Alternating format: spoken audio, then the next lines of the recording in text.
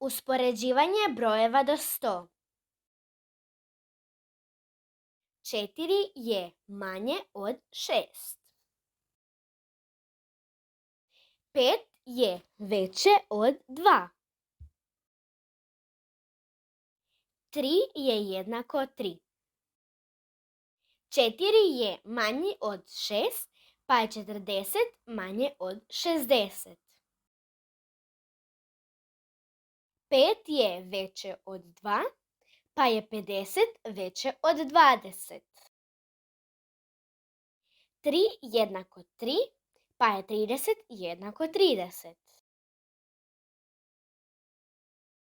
54 je manje od 78.